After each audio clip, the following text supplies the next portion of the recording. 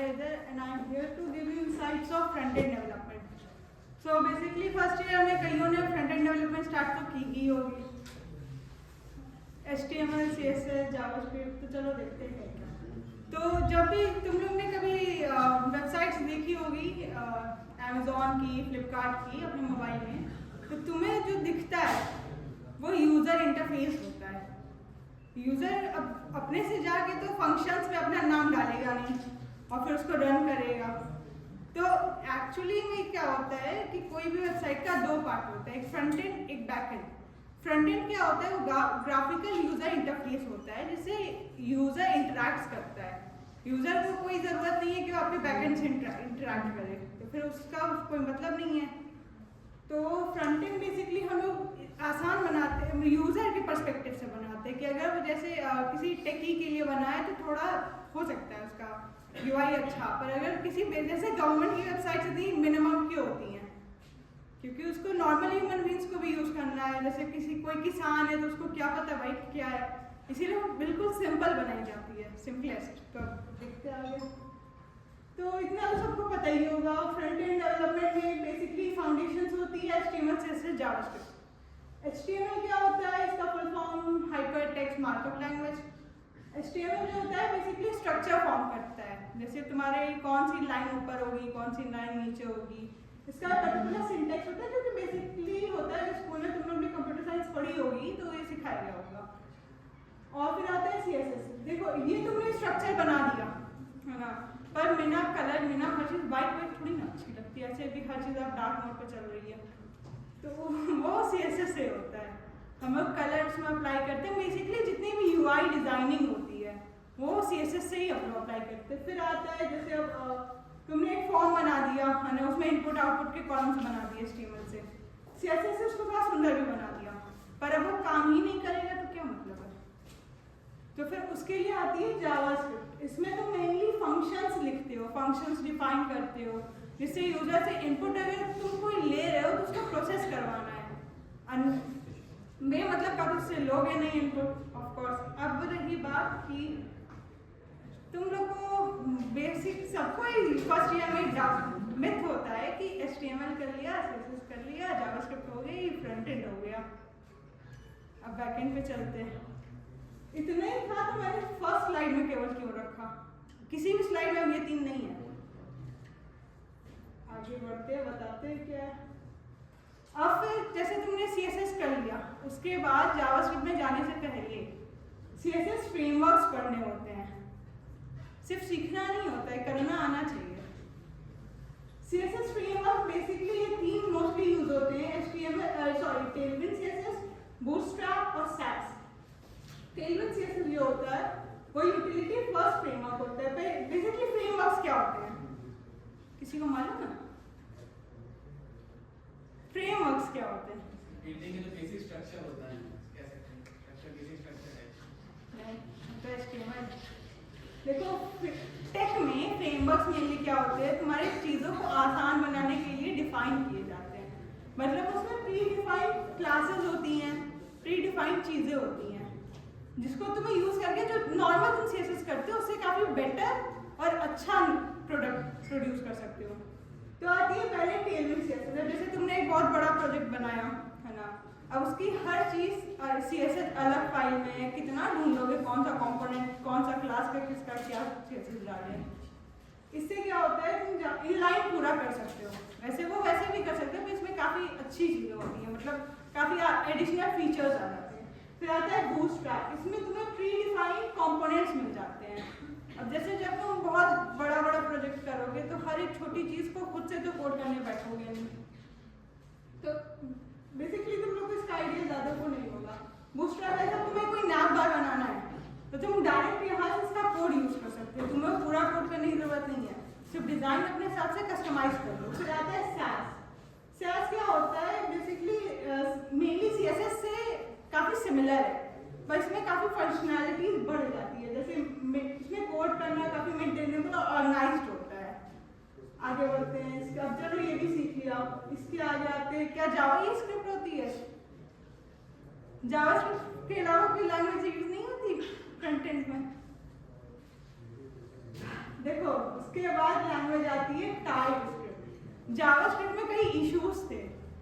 जैसे जब अगर तुम बहुत पहले क्या हुआ, इन लोगों सबने फाइंड किया कि जावास्क्रिप्ट में काफी एरर हो रहे हैं, मतलब होते थे। तो फिर उसके बाद टाइपस्क्रिप्ट बनाई गई। अब टाइपस्क्रिप्ट और जावास्क्रिप्ट में बेसिकली फर्क क्या होता है? देखो पहला तो सिंटैक्स का फर्क होता है, दूसरा इसमें जो है तुम्हारा स्टैटिस्टिकल टाइप होती है, तो इसमें एरर काफी कम हो जाते हैं, मतलब एज कम्पेयर टू जावास्क्रिप्ट इसमें एरर कम बनने के चांसेस होते हैं।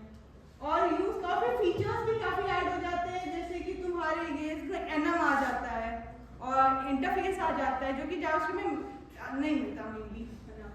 तो फिर आती है टाइपस्क्रिप्ट। पर मैं तो सजेस्ट करूंगी कि जावास्क्रिप्ट अच्छे से पढ़ ली है तो फिर इस पर शिफ्ट हो जाना चाहिए, उसको लेकर बैठना नहीं चाहिए और फिर सीधा बैकएंड पे भी नहीं जाना चाहिए। सिर्फ HTML से जावास्क्रिप्ट कर लिया, फ्रंट एंड हो गया, ये हो गया। अब अगर जावास्क्रिप्ट और प्लस HTML मिक्स कर दो, मतलब वो सेम कोड में HTML भी होगा जावास्क्रिप्ट भी होगी, तो बनता है JXS। ये एक ऐसी लैंग्वेज है इसमें जावास्क्रिप्ट प्लस HTML होती है। सेम जैसे ये कोड दिख रहा है, HTML में तो तुम ऐसे एलिमेंट को नहीं दे सकते, तो ये JXS। और जब तुम टाइपस्क्रिप्ट प्लस HTML मिलाओगे तो TXS बनती है। इसका कोड कुछ ऐसा दिखता है। अब ये भी हो गया, आगे चलते हैं। फिर आते हैं जावास्क्रिप्ट पढ़ने के बाद तुम्हें जावास्क्रिप्ट फ्रेमवर्क्स पढ़ने पड़ते हैं, क्योंकि तुम देखो बेसिक वेबसाइट तो HTML से जावास्क्रिप्ट से बन जाएगी, पर कोई बड़ा प्रोजेक्ट करना है तो वो नहीं होगा, मतलब उतना एडवांस नहीं है कि उसको एकदम प्रोडक्शन में लॉन्च कर सको तुम। तो फिर तुम्हें फ्रेमवर्क्स पढ़ने पड़ते हैं। बेसिकली मेनली ये तीन मोस्टली यूज फ्रेमवर्क्स होते हैं, रिएक्ट होता है, Vue होता है, एंगुलर होता है। रिएक्ट जो है उसकी कहानी मैं बताती हूँ। Vue जो है ये एक इवान यू करके उन्होंने डेवलप किया है, और जो एंगुलर है ये तुम्हारे गूगल का है, खुद का बनाया हुआ। इन तीनों में फर्क होता है थोड़ा सा। रिएक्ट में तुम्हें लाइब्रेरीज इंस्टॉल करनी पड़ती है, जैसे अगर राउटिंग करनी है, मतलब लिंकिंग करनी है पेजेस को, तो अलग से तुम्हें लाइब्रेरी इंस्टॉल करनी पड़ती है। Vue में तुम्हें थोड़ा बड़ा इनबिल्ट फंक्शन मिल जाता है, जैसे Vue राउट्स मिल जाएंगे। और फिर जब एंगुलर आता है तो इसमें सब इनबिल्ट होता है, पर सबसे सही और सबसे ज्यादा यूज रिएक्ट ही होता है। अब आते हैं रिएक्ट पे कि है जरूरत क्या है इसकी। अगर हो ही रहा है काम तो थोड़ा ठीक है कर लेंगे, सह लेंगे। जावास्क्रिप्ट ये सब करने की आदत। तो बचपन में तुम लोगों ने फेसबुक चलाया ही होगा, अब भले कोई ना चलाता हो, बचपन में चलाया होगा। तो उसमें होता क्या था कि अगर तुम कुछ भी लाइक करते थे कोई पोस्ट, पूरी वेबसाइट वापस से रेंडर होती थी, मतलब वापस से पूरी वेबसाइट लोड हो रही है, उसका पूरा कोड वापस से रन होता था हर एक लाइक पे। अब ये तो सही बात नहीं है, किसी का इंटरनेट बंद है तो पूरा वेबसाइट ही बंद हो जाएगी एक लाइक करने पे। तो ये काफी इशू आने लगे। तो फिर रिएक्ट को फेसबुक ने बनाया। अगर कोई बटन क्लिक कर रहा है तो केवल वो पोस्ट वापस से रेंडर हो, पूरी वेबसाइट में रेंडर होनी चाहिए। इसलिए जावास्क्रिप्ट फ्रेमवर्क्स बने ये इशू सॉल्व करने के लिए। अब बेसिकली इसमें होता क्या है, देखो कंपोनेंट बेस्ड होता है, मतलब हर चीज को तुम कंपोनेंट्स में तोड़ देते हो। जैसे अगर नैव बार बनाना है, हर पेज पे तुम्हें नैव बार लगाना है, तो हर पेज पे तुम कोड करोगे नैव बार का। तो रिएक्ट में होता है कि तुम एक बार कोड करो कोई एक कंपोनेंट, उसको बार बार यूज करो, हर बार तुम्हें यूज वो नहीं करना है। नॉन मैनिपुलेशन अच्छे से हो जाता है और स्टेट मैनेजमेंट भी काफी आसानी से करता है ये। तो इतना हो गया। अब तुमने सब सीख लिया, प्रोजेक्ट बना लिए, सब कर लिया। फिर आता है UI फ्रेमवर्क्स। अब ये क्या है, इतना तो कभी फ्रंट एंड में सुना ही नहीं था। UI फ्रेमवर्क्स में क्या होता है, देखो मेनली ये तीन मैंने मेंशन किए, ये तीनों रिएक्ट के हैं, है ना, मतलब ये तीनों पे तुम रिएक्ट पे काम कर सकते हो। पहला है मैनटाइम UI, दूसरा नेस्ट UI, तीसरा है स्टैटसी।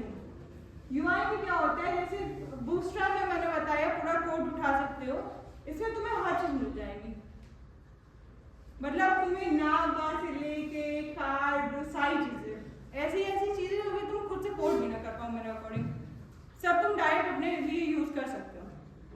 तो फिर ये होता है, ये तीन रिएक्ट के। अगर तुम्हें नेस्ट पे काम करना है तो फिर एसिट्रिनिटी भी है, वो भी काफी बेहतरीन UI पाई है। अब इतना सब कर लिया, अब तुम्हारा फ्रंट एंड तुम कह सकते हो हमने अच्छे से किया। HTML से जावास्क्रिप्ट फ्रंट एंड नहीं होता। फिर है ये फ्रंट एंड डेवलपमेंट, मतलब जब तुम कर रहे हो तो बेसिकली किस चीज का ख्याल रखना चाहिए। सबसे पहले कुछ भी कोड नहीं कर देना है ना। तो उसमें तुम्हें कोड क्वालिटी होनी चाहिए, मतलब तुम्हारा कोड किसी और को भी समझ आना चाहिए, ये नहीं कि सिर्फ तुम ही समझ पा रहे हो। दूसरा सबसे जरूरी चीज रिस्पॉन्सिवनेस। अगर ये नहीं है तो तुम्हारा पूरा कोड बेकार है। As a front end developer तुम फेल हो। सिक्योरिटी तो उसका एक्सेसिबल साइट सबको, मतलब लोडिंग का टाइम सही होना चाहिए, ये नहीं कि लोड हो रहा है। तो फिर जब तुम ये सब कर लोगे तब तुम अच्छा as a front end developer बनते हो। बस ज़्यादा